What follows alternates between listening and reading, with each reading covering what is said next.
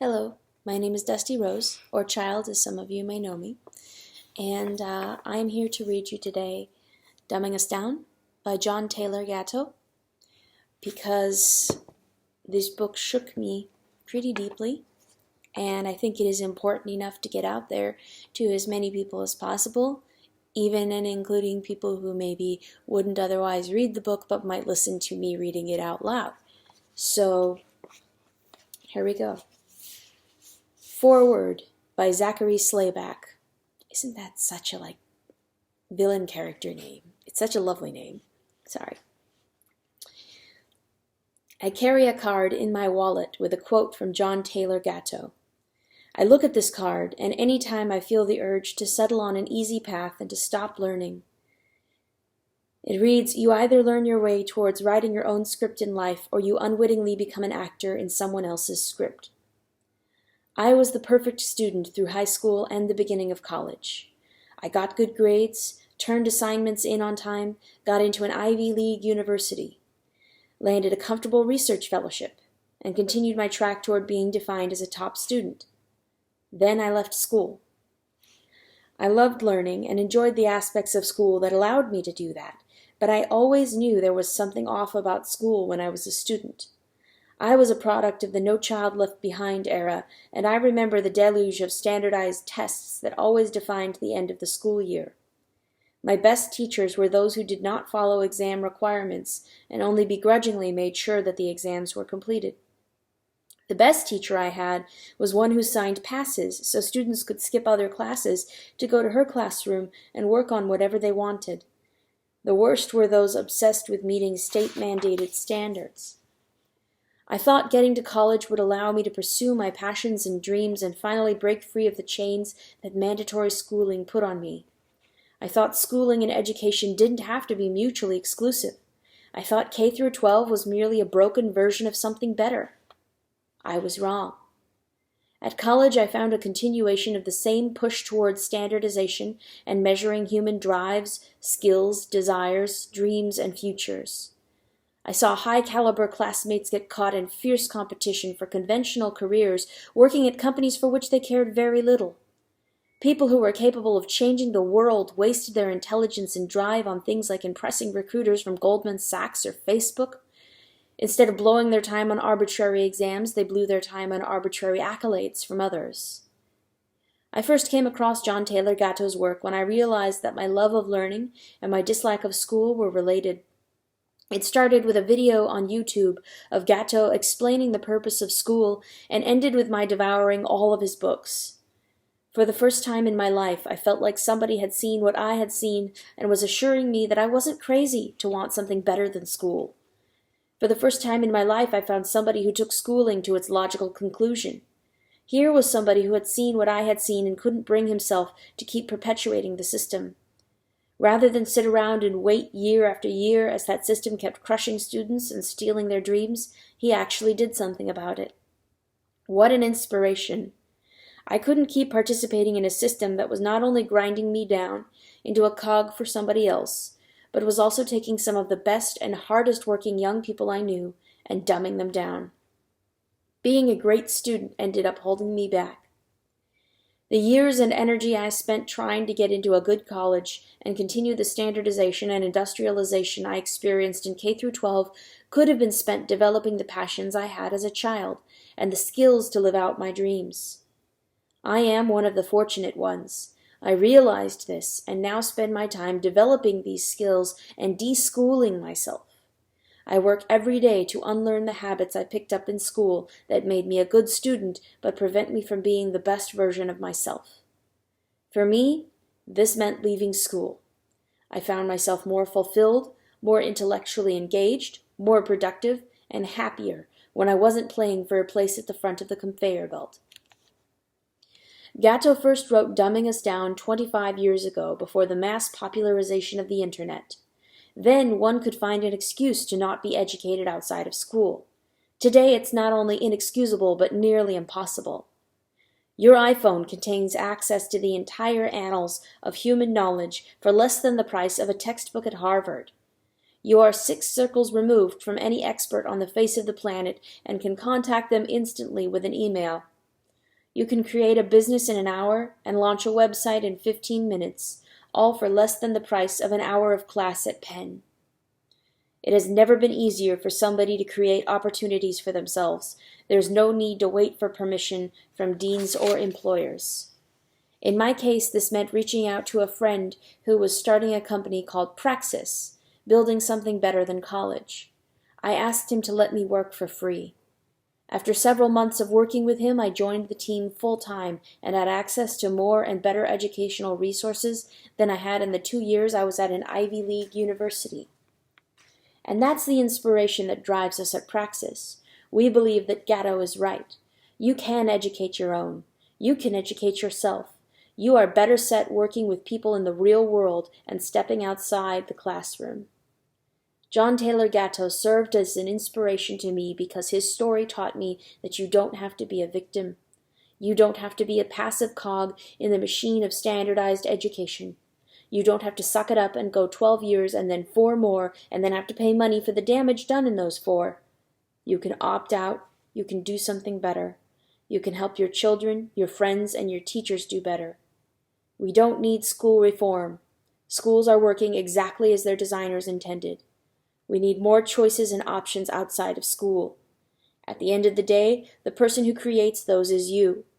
Stop waiting for permission from others and create opportunities to learn. Thanks to the work of Gatto and others, the cat's out of the bag. You have no excuse not to. Zachary Slayback is a communicator, Ivy League dropout, and entrepreneur focusing on issues of education, innovation, and philosophy. He's the author of The End of School and a founding team member at Praxis, discoverpraxis.com, an apprenticeship program for young people looking for a real-world education. He writes regularly and publishes audio content at zachslayback.com. Preface. About the author. By the author. I'm here to talk to you about ideas, but I think a purpose might be served in telling a little bit about myself so I become a person like you rather than just another talking head from the television set. I know that sometimes when I hear a news report from TV, I wonder, who are you? And why are you telling me these things? So let me offer you some of the ground out of which these ideas grew. I've worked as a New York City school teacher for the past 30 years, teaching for some of that time elite children from Manhattan's Upper West Side between Lincoln Center, where the opera is, and Columbia University, where the defense contracts are. And teaching, in most recent years, children from Harlem and Spanish Harlem, whose lives are shaped by the dangerous undercurrents of the industrial city in decay. I have taught at 6 different schools in that time.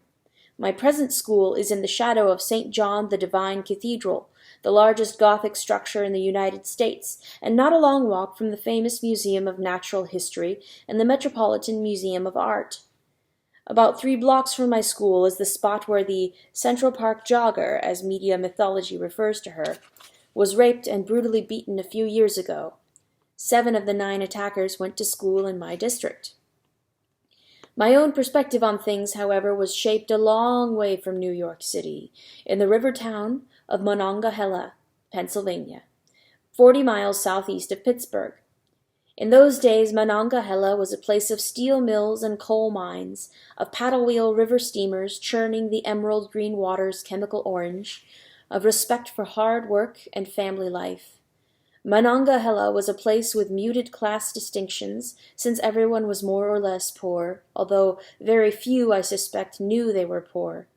It was a place where independence, toughness, and self-reliance were honored, a place where pride in ethnic and local culture was very intense.